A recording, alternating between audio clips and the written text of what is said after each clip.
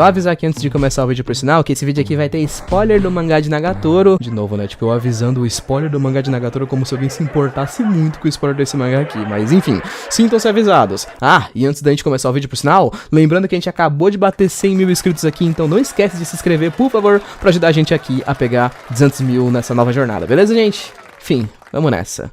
Eu sou o Link e eu tenho um canal de anime, jovens. Como é que vocês estão hoje? Espero que estejam bem, porque nós estamos aqui hoje pra poder falar sobre Nagatoro. Pois é, mano, nas últimas semanas eu tenho recebido tipo umas dúzias de pedidos pra poder falar sobre o mangá de Nagatoro, porque pra quem não sabe, tem uma coisinha que aconteceu alguns capítulos atrás, que é tipo, os personagens principais do mangá de Nagatoro finalmente teve uma declaração, finalmente eles ficaram juntos, e todo mundo sabe que o fã médio de romance já tá acostumado a ter que esperar 500 capítulos pros personagens andarem de mãos dadas. Aí depois tem mais uns 500 capítulos pros personagens darem o primeiro beijo, pra depois, quando a história estiver liberando ficar maior que One Piece, aí tem a declaração. Nagatoro, depois dos seus primeiros 140 capítulos, de fato teve a sua declaração. E muitas pessoas têm me perguntado, e aí, Link, o que você achou? Acha que o mangá enrolou demais? Acha que o mangá tá muito bom? Será que vale a pena ler? Porque tem muitas pessoas que até hoje não deram uma chance de fato pra história, pra ler e ver se elas achavam legal. Decidi falar um pouquinho sobre isso aqui hoje, então não esquece de pegar uma coisa pra comer, senta aí e vamos nessa. Vem comigo.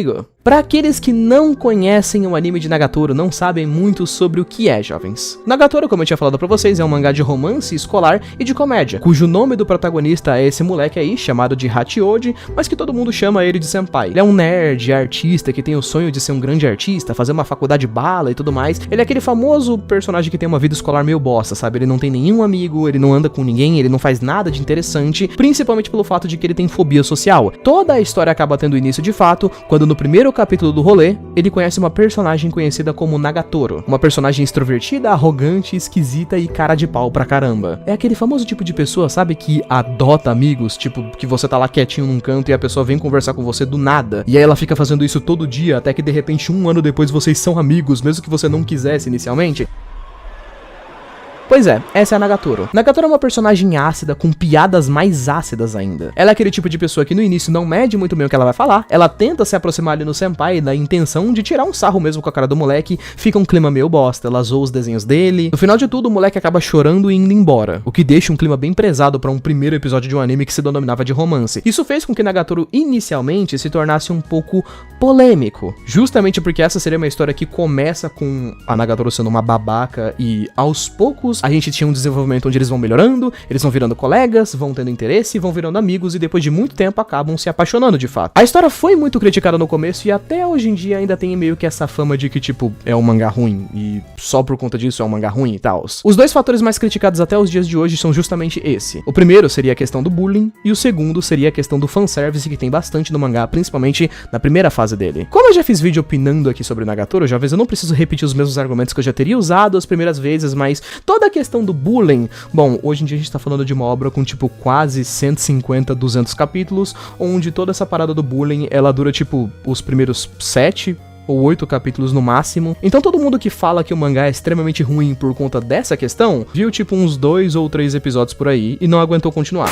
E sobre a parada do fanservice, não vou falar pra vocês que eu já fui o tipo de pessoa que reclamou de fanservice em anime geral, já falando no canal que eu não gostava muito de fanservice. Mano, eu não sei se em um ano eu só mudei tanto, ou só fiquei velho e fiquei com preguiça de odiar muitas coisas, mas acho que eu só me acostumei, sabe? É um mangá japonês de romance aleatório que os caras querem vender os personagens. Então no começo da história, principalmente, tem alguns daqueles capítulos que tipo, vamos mostrar que a gente tem uma personagem bonitinha, e aí tem umas cenas com ângulo, tem umas cenas isso e aquilo, tem fanservice, tipo, dá pra você pular se você não quiser, mas tem. Tendo falado sobre os pontos mais críticos que as pessoas não gostam de fato sobre o mangá, já vem recentemente eu terminei de ler tudo, dei uma olhada nos últimos capítulos e tudo mais, e o que eu achei de toda a jornada de Nagatoro até aqui, né? Até então, como muitas pessoas tinham me perguntado, e aí, Link, você acha que enrolou muito? Acha que a história foi bem e tudo mais? Gente, eu tenho a mesma impressão do que eu tinha falado da primeira vez que eu assisti, e eu fico até feliz de poder falar isso. Nagatoro é uma história legal. Sei que quando as pessoas viram meu primeiro vídeo, muitas pessoas acharam e confundiram muito de eu ter falado que era uma história legal, com tipo, incrível, revolucionária, sensacional. Não, tipo, a gente não tá falando de um Kaguya-sama, de um Yamada nível 999, de um Dangers in My Heart, sabe? Mangás com reviravoltas, plot twists incríveis, momentos inesquecíveis. Nagatoro é uma história simples, porém é uma história divertida. Temos basicamente uma história de 100 e poucos capítulos, onde o senpai e e a Nagatoro vão interagir bastante um com o outro. Nunca teve em momento nenhum rival do amor ou algum outro interesse amoroso de outro personagem voltando do nada. Isso fez com que a história ficasse muito menos enrolada e menos desgastante pra poder ler. Vocês terem noção, mano, nos primeiros capítulos da história, ele não consegue, tipo, retrucar piadas que as pessoas fazem com ele. Ele tem vergonha de retrucar piadas. Ele vai falar com a pessoa, ele tem vergonha de falar com a pessoa olhando nos olhos da pessoa. Agora que ele já tá namorando com a Nagatoro, mano, tipo, os últimos capítulos que teve, ele tá conversando com ela ali, tá falando com ela no telefone, ela fala que tá tomando banho e pergunta se eles não querem ligar numa chamada de vídeo. O maluco olha, respira e fala: pois liga essa chamada de vídeo aí, filho, vambora. Eu genuinamente gosto bastante, inclusive, cara, do personagem do Senpai. Tipo, ele não é um personagem incrível e com vários conceitos geniais e tal, mas ele é um personagem legal. Ele é simples e ele é fácil de se identificar. É um personagem que não tem muita autoconfiança e não teve muitas boas relações por aí. Então, ele tem uma certa dificuldade de se desenvolver no início, mas é legal, cara, que quando ele começa a ter a amizade dele com a Nagatoro é uma pessoa sociável, então ela tem outras amigas, por exemplo, e muitas das amigas dela inicialmente são meio babaquinhas, então ele tem que começar a criar um pouco de atitude, tem que começar a desenvolver um pouco mais de coragem, falar o que ele gosta, o que ele não gosta, o que ele não acha legal. A própria Nagatoro em si, que inicialmente era uma personagem que parecia só meio mala mesmo, acaba mostrando vários defeitos e várias inseguranças que a personagem dela tinha, porque quando a gente acaba vendo a história dela, dá pra notar que ela era só uma personagem meio mimada mesmo. A história da personagem, resumidamente, é que ela era muito talentosa no judô, ela fazia aulas de judô quando ela era pequena, ela ia inclusive até passar pras Olimpíadas mais pra frente, se ela continuasse vencendo várias partidas e tals, porque ela nunca perdia nada. E aí em algum momento da história ela só tipo perdeu uma luta pra uma pessoa e ela perdeu toda a autoconfiança dela. O que mostra que a personagem era super insegura, porque ela só era pica se ela tava ganhando alguma coisa. A partir do momento que ela perdeu, ela ficou com vergonha e fugiu de tudo. A amizade do Senpai com a Nagatoro então é muito como se fosse uma espécie de lição de vida pra ambos. Tipo, o Senpai tem muita vontade de tentar ser um grande artista, mas ele tem medo de tudo. Ele tem medo de chamar a garota que ele gosta pra sair, porque ele acha que não vai dar certo. Ele tem medo de tentar arriscar fazer alguma arte legal, porque ele acha que não vai dar certo. Ele tem medo de tentar fazer amigos, porque ele acha que não vai dar certo. A partir do momento que ele vai conhecendo a Nagatoro e que as coisas vão forçando ele a tentar, ele vai começando a cada vez mais criar coragem. Se ele quer, ele tem que tentar. E é legal ver ele tentando. Pode não ser uma mensagem muito profunda ou um mangá muito profundo, mas genuinamente, cara, é gostoso quando você vê ele evoluindo disso aqui pra isso.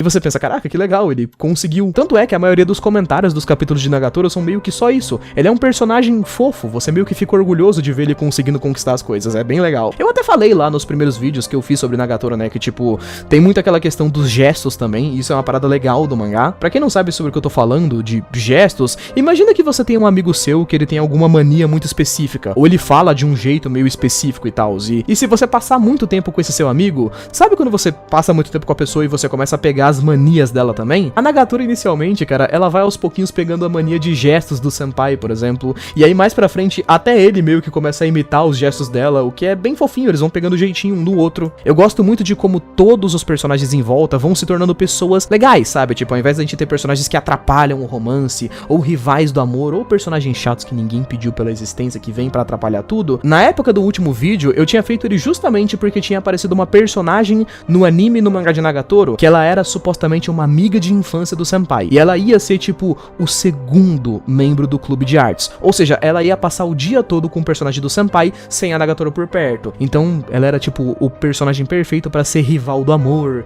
pra ser um personagem que encheu o saco e tudo mais. E não, ela só tipo apareceu e virou meu personagem favorito da história. A partir do momento que essa tal de Sunomiya ela chega, ela percebe que o Senpai e a Nagatoro se gostam, então ela vira um suporte emocional dos dois. Ela dá conselhos, ela dá dicas, tem um momento da história que ela até compra ingressos pro zoológico e dá os ingressos pro Senpai pra poder meio que dar um empurrãozinho pra ele chamar ela pro encontro. Ela ajuda o casal a ficar junto, e tipo, ela genuinamente, eu acho que é o personagem que mais ajuda o casal a ficar junto, fora que ela tem umas expressões faciais desnecessariamente fofas e gostáveis. Então depois de 140 capítulos de fato, a gente teve inclusive todo um arco que foi só focado na questão dos personagens se declararem. E aí, Link, o que você acha? O mangá enrolou de fato? Esses 140 capítulos foram enrolados?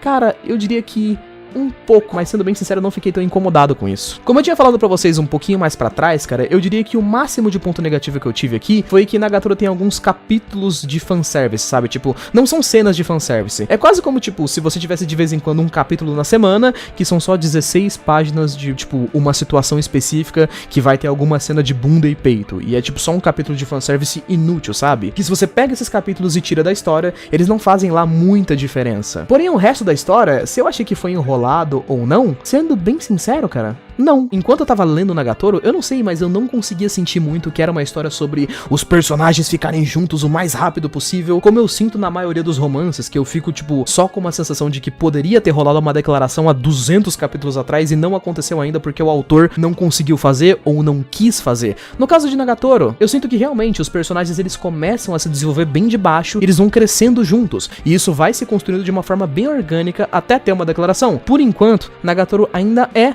um mangá legal. Ele não é um mangá incrível, não é um mangá profundo, não é uma coisa sensacional, nossa, nunca vi nada tão incrível assim, mas ele se propõe a ser uma obra simples, e ele é uma obra simples. Eu gostei de ler Nagatoro, eu acho divertido, é bem confortável ver os capítulos, é bem fofo ver os capítulos, e sinceramente, às vezes, cara, eu gosto muito mais de uma parada que, tipo, se propõe a ser simples e acaba sendo simples e legal, do que algo que tenta ser, tipo, muito incrível e acaba sendo meio bosta mais pra frente. Mas enfim, muito obrigado por ter assistido até aqui, um beijo, abraço, valeu, falei, até mais.